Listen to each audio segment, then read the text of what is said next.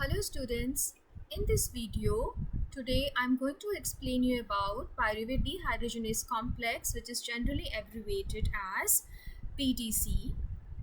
I'll be more focusing about the structure of PDC, its function and regulation.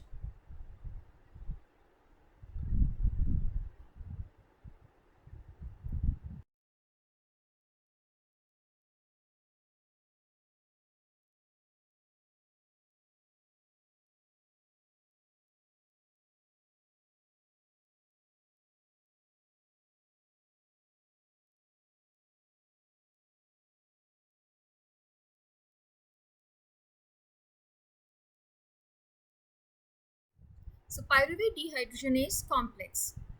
So pyruvate dehydrogenase complex or PDC, it is basically the most widely known multi-enzyme complex system. The main function of PDC is that it catalyzes the oxidation of the end product of glycolysis, that is, it converts pyruvate to acetyl coenzyme A, and this process is generally called as pyruvate decarboxylation or the oxidative decarboxylation step. So, this is the fundamental reaction involved in the reaction mechanism of PDC, where pyruvate is decarboxylated, CO2 is released, and there is formation of acetyl coenzyme A, and the whole process takes place by action of PDC system. So this particular step, it is a very critical step as it acts as a link between the glycolysis and citric acid cycle. So like we had a discussion in our last video that most of the multi-enzyme systems, they are composed of more than one enzyme. So likewise PDC also has three different enzymes, or what we call them as catalytic centers. They are generally abbreviated as E1, E2 and E3. So every enzyme of this complex has a specific function, and then every enzyme has specific cofactors. Like E1, which is the main enzyme called as pyruvate dehydrogenase, it performs the decarboxylation step, and the cofactors is thiamine pyrophosphate or thiamine diphosphate. Similarly, E2, known as dihydrolipoamide transacetylase, it performs transacetylation, that is transfer of acetyl group, and the cofactors required are lipoate or lipoic acid and coenzyme A. The third enzyme, E3, known as dihydrolipoamide dehydrogenase, it performs the function of dehydrogenation, and the coenzymes involved are FAD and NAD+. About the structure of PDC, it is a large complex composed of multiple copies of 3 or 4 subunits depending upon the species. The molecules, they are arranged to form icosahedron, and the number of copies of each enzyme, they vary from species to species. And structurally, the transacetylase, that is the E2 catalytic center, lies at the core of the complex, and they are surrounded by the other two enzymatic subunits E1 and E3. Like if you look from the surface, the icosahedron, it looks like this, where E2 lies at the core and at the periphery lies your E1 and E2. It also depicts that E2 is the enzyme which is in close contact with both E1 and E3. Further, in mammals including humans, E1, they are heterotetrameric, composed of 2 alpha and 2 beta subunits. So that was all about the structural composition of PDC. This is a simplified version of the PDC system composed of 3 different enzymes, E1, E2 and E3, where E1 is known for its decarboxylase function, brings about the conversion of pyruvate to release CO2. E2, known for its transacetylation mechanism, transfer of acetyl group and formation of acetyl coenzyme A, and the third E3 is known for its dehydrogenation function. So this is a little detail about the reaction mechanisms involved in the PDC catalyzed system. So since multi-enzyme complexes, they catalyze a series of reactions. So likewise, conversion of pyruvate to acetyl coenzyme A also involves a series of reactions, and each step of the reaction is catalyzed by a different enzyme. Like the very first enzyme E1, it catalyzes two main steps: the decarboxylation of pyruvate to form CO2 via TPP, the cofactor required by the E1, and in this process TPP intermediate is formed known as acyl TPP. Parallelly, it also causes the reductive acetylation of lipoyl group of enzyme E2. So if you look, the first two steps of the reaction are catalyzed by your E1 enzyme.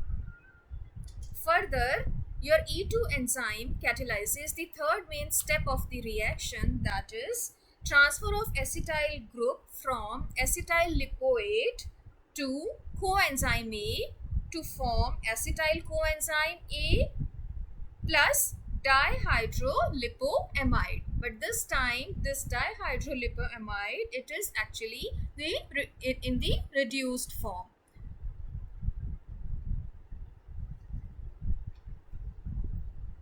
Further, your E3 enzyme, which is a dehydrogenase, it catalyzes electron transfers that are needed to regenerate the disulfide bridge of lipoid group of enzyme E2. So the main function is to regenerate the oxidized form of the prosthetic group and complete the catalytic cycle.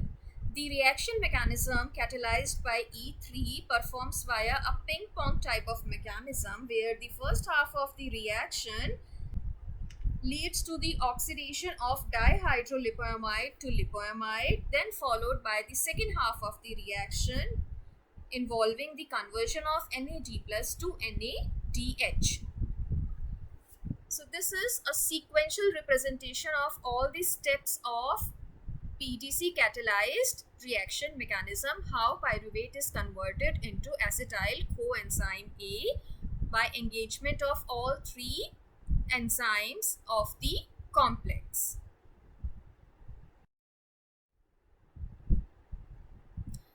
Now, how does PDC are regulated inside cell? How their activity is regulated? And point is that the regulation of PDC is very crucial, since this particular step, conversion of pyruvate to acetyl coenzyme A, is a very critical step. It links the two ends of the metabolic pathways. It links the glycolysis to the citric acid cycle. Further, this is an irreversible step, so once activated, it cannot go back. So it is highly required. This step has to be highly regulated. For that, there are different ways. Let us look one by one. So the decarboxylation step is effectively irreversible under physiological conditions and thus controls the entry of pyruvate into TCA cycle. In E. coli, pyruvate dehydrogenase, which is otherwise E1, the activity is inhibited by two products of its activity, acetyl coenzyme A and NADH. How come? The acetyl coenzyme A, it's a competitive inhibitor with respect to coenzyme A, and NADH is a competitive inhibitor with respect to NAD+. Furthermore, the activity of the enzyme is also modulated by several other modulators such as nucleoside monophosphates and GTP.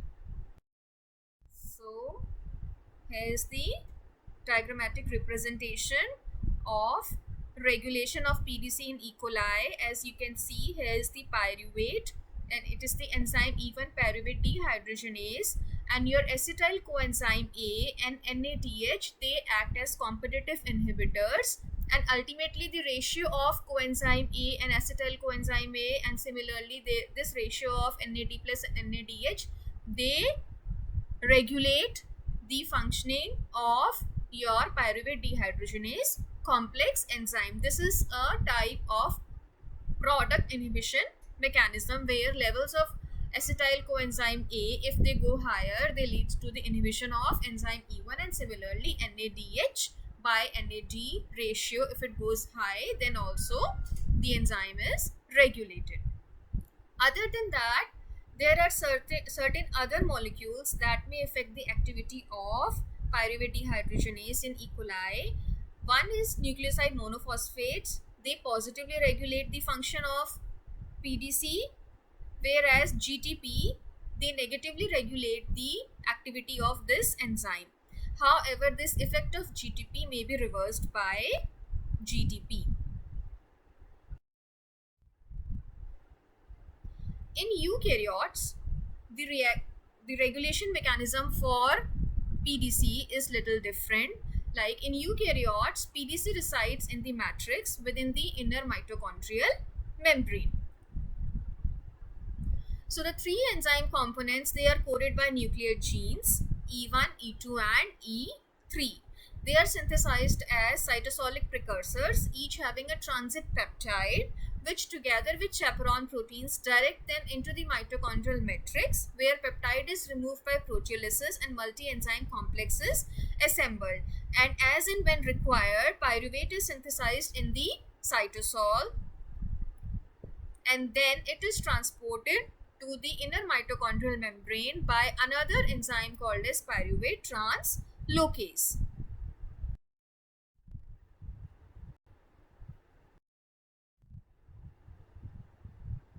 Which converts the inactive multi-enzyme complex back into the active form. So this is like a pictorial representation. Here's the enzyme E1, E2, E3. So normally your E2 has the kinase bound, and this kinase acts upon E1 and it phosphorylates E1, which leads to the inactivation of whole of the complex in the phosphorylated form. Whereas your phosphatase, it removes the phosphate group from the complex and further leads to the activation of this complex. So generally, when there are high levels of pyruvate, it inhibits this phosphorylation step and maintain the complex in an active state, so that if more of pyruvate levels are there in the cells, they will be catalyzed by the action of this enzyme. And this ratio of phosphorylated to dephosphorylated pyruvate dehydrogenase complex, it varies with physiological state of the mammal. For instance, under high calcium levels, the reaction drives in this direction where your dephosphorylation step is favored and your complex remains active. Whereas whenever there is a condition of starvation or low oxygen or ATP levels higher, then the reaction drives in this direction, your phosphorylation is favored and the enzyme becomes inactive. So this is how role of phosphorylation takes place in regulating the functioning of PTC, and this is a kind of covalent modification by phosphorylation, a reversible type of phosphorylation. So that was all about how PDCs are regulated in case of eukaryotes.